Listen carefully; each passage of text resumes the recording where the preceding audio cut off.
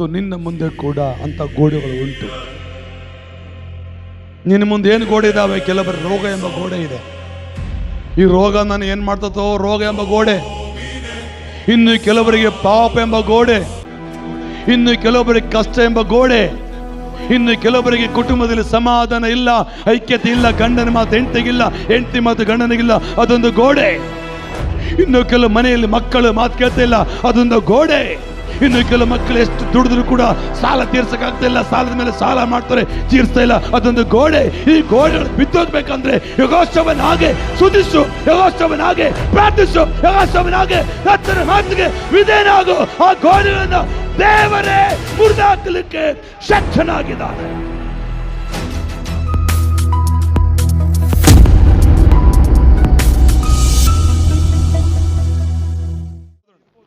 ಯೆಹೋಶುವ 6:20.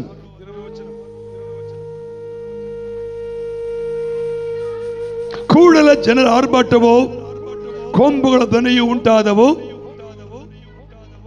ಜನರ ಕೊಂಬಿನ ಧ್ವನಿಯನ್ನು ಕೇಳಿ ಮಹತ್ತರವಾಗಿ ಆರ್ಭಟಿಸಲು ಪಟ್ಟಣದ ಗೋಡೆಯು ತಾನೇ ಬಿದ್ದು ಹೋಯಿತು. ಹಲ್ಲೆಲೂಯ, ಹಲ್ಲೆಲೂಯ, ಹೇಳಿ ಹಲ್ಲೆಲೂಯ. ಅದು ಗೋಡೆ ಈ 9 ಇಂಚಿನ ಗೋಡೆ ಅಲ್ಲ, ಎರಕವ ಗೋಡೆ ಅಲ್ಲ. ಹಳೆಕಾದ ಗೋಡೆ ಎಷ್ಟಿರ್ತಾವೆ? ಕಲ್ಲಿನ ಗೋಡೆ 18 ಇಂಚ್ ಇರ್ತಾವೆ. ಇನ್ನೂ ಏನೋ ದೊಡ್ಡದಾಗಿ ಸ್ವಲ್ಪ 2 ಅನ್ಕೊಳ್ಳಿ, ಇನ್ನು ಅದಕ್ಕೆ ಮೇಲೆ ಕಟ್ಟಲ್ಲ. ಅದು ಎರಕವ ಗೋಡೆ ಎಷ್ಟಾಗಲಿತ್ತು ಗೊತ್ತಾ? ಎಷ್ಟಾಗಲಿತ್ತು ಗೊತ್ತಾ? 50 ಅಡಿ ಐತೆ. ಅದರ ಗೋಡೆ ಆಗಲ್ಲ 120 ಅಡಿ ಹೈಟ್ ಐತೆ. ಹಲೋ, ಎಷ್ಟಾಗಡೆ ಐತೆ ಅದು? 120 ಅಡಿ ಎತ್ತರ ಇದೆ. ಅದನ್ನ ಹೊಡಿಲಿಕ್ಕೆ JCB ಎಷ್ಟು ಬೇಕೋ,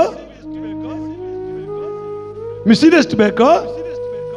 ಆದ್ರೆ ಯೆಹೋವನು ದೇವರ ಕರೆಗೆ ವಿಧೇಯನಾದನು, ಯೆಹೋವನು ದೇವರ ವಾಕ್ಯಕ್ಕೆ ವಿಧೇಯನಾದನು, ಯೆಹೋವನು ದೇವರ ಸ್ವರಕ್ಕೆ ಕೇಳಿಸ್ಕೊಂಡನು, ಯೆಹೋವನು ಆತ್ಮವರ ಸಂಪನ್ನನಾಗಿ ನಡೆದದಕ್ಕಾಗಿಯೇ ಯೆಹೋವನ ಸೈನ್ಯದವರು ಸ್ತುತಿ ಪದಗಳ ಮೂಲಕ ಕರ್ತನನ್ನು ಕೊಂಡಾಡಿದಾಗ ಎರಕವ ಗೋಡೆ ತಾನೇ ತಾನೇ ತಾನೇ ಬಿದ್ದು ಹೋಯಿತು.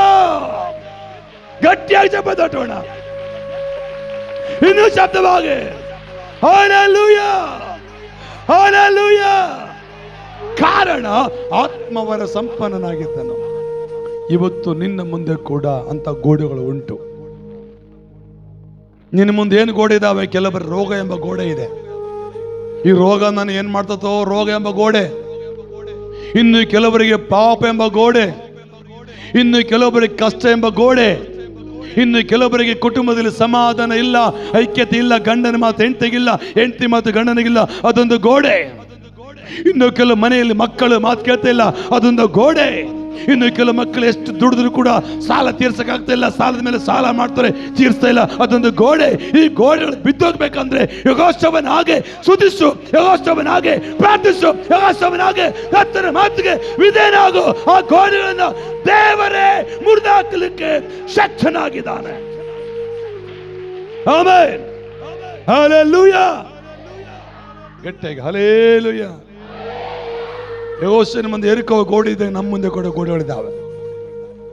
ನಿಜ, ದಾಟಕ್ಕಾಗ್ತಾ ಇಲ್ಲ, ಎಲ್ಲಿ ಇರಕ್ಕಾಗ್ತಾ ಇಲ್ಲ, ಅಡ್ಡ ಅಡ್ಡ.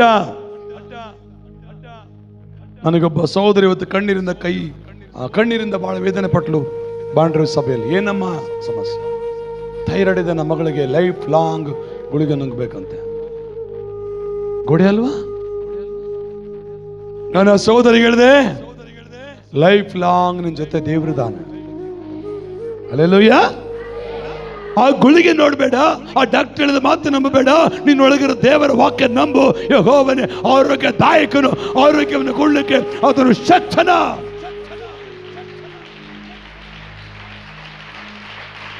ಎಸ್ ಎಸ್ ಎಸ್, ಗಟ್ಟಿಯಾಗಿ, ಗಟ್ಟಿ, ಇನ್ನು ಗಟ್ಟಿಯಾಗಿ.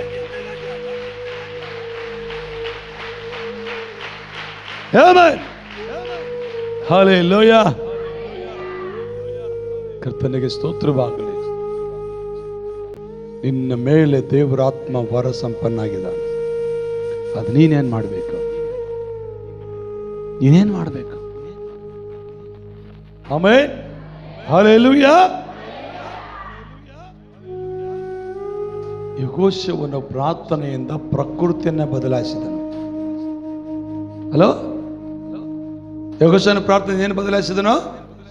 ಪ್ರಕೃತಿ. ಏನ್ ಪ್ರಕೃತಿ ಗೊತ್ತಾ? ಇಷ್ಟು ಗಂಟೆಗೆ ಒತ್ತುಟ್ಬೇಕು, ಇಷ್ಟು ಗಂಟೆಗೆ ಒತ್ತು ಮುಣಗ್ತತೆ, ಅದು ಪ್ರಕೃತಿ. ಹೌದು ಇಲ್ಲಮ್ಮ? ನಾನು ಮಾತಾಡೋಲ್ರಿ. ಹಾ, ಎಷ್ಟು ಗಂಟೆ ಒತ್ತು ಬಿಡ್ತದೆ? ಬೆಳಗ್ಗೆ 6 ಗಂಟೆ ಬಿಡ್ತದೆ. ಒತ್ತು ಮುಣಗಿದೆ ಇವಾಗ ಅನ್ಕೊಳ್ಳಿ, ಅದು ಪ್ರಕೃತಿ. ಆದ್ರೆ 6 ಗಂಟೆಗೆ ಹುಟ್ಟಿ 8-9 ಗಂಟೆಗೆ ಒತ್ತು ಮುಣಗಿದ್ರೆ ಹೆಂಗಂತಾರ? ಅದನ್ನ ಸ್ವಲ್ಪ ವಿರುದ್ಧನಾ? ಪ್ರಕೃತಿ ವಿರುದ್ಧ ಅಲ್ಲ.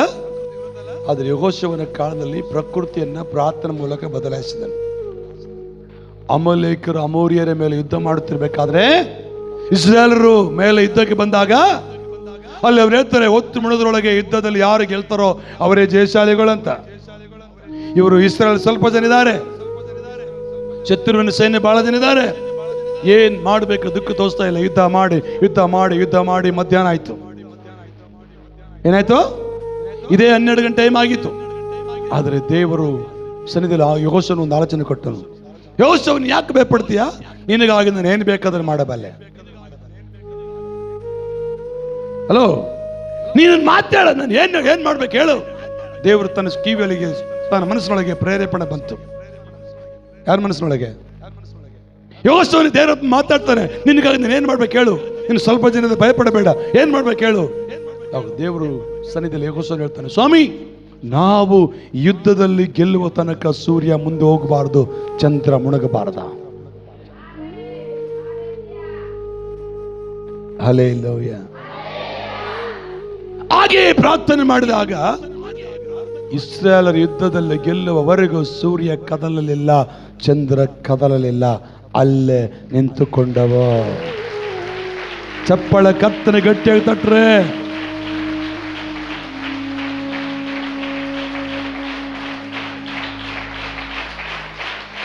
ಹಲ್ಲೆಲೂಯಾ. ಒಂದು ದಿವಸ ಪೂರ್ತಿ ಆಕಾಶದ ಮಧ್ಯದಲ್ಲಿ ನಿಂತುಕೊಳ್ತು. ಇದು ಹೆಂಗ್ ಸಾಧ್ಯವಾಯಿತು? ಇದು ಹೇಗೆ ಸಾಧ್ಯವಾಯಿತು? ಯೆಹೋಶುವನು ಆತ್ಮವರ ಸಂಪನ್ನನಾಗಿದ್ದಾನ. ಯೆಹೋಶುವನು ಆತ್ಮವರ ಸಂಪನ್ನನಾಗಿರುವುದಕ್ಕಾಗಿಯೇ ಯೆಹೋಶುವನ ಮಾಡುವ ಪ್ರತಿಯೊಂದು ಪ್ರಾರ್ಥನೆ ದೇವರು ಕೇಳಿಸಿಕೊಳ್ತಾ ಇದ್ದಾನ. Amen, hallelujah. ಎಲ್ಲಿದ್ದೀರಾ? ದೇವರಿಗೆ ಮಹಿಮೆ ಆಗಲಿ. ಯೆಹೋಶುವನ ದೇವರೇ ನನ್ನ ದೇವರು. ಹೇಳ್ರಿ, ಯೆಹೋಶುವನ ದೇವರೇ. ಯೆಹೋಶುವನ ಜೀವನದಲ್ಲಿ ಮಾಡಿದ ಕಾರ್ಯಗಳನ್ನ ನನ್ನ ಜೀವನದಲ್ಲಿ ಕೂಡ ಮಾಡ್ತಾನೆ. ಕಣ್ಣು ಮುಚ್ಕೊಂಡು ಪ್ರಾರ್ಥನೆ ಮಾಡೋಣ. ಸ್ವಾಮಿ, ನಿಮಗೆ ಸ್ತೋತ್ರ.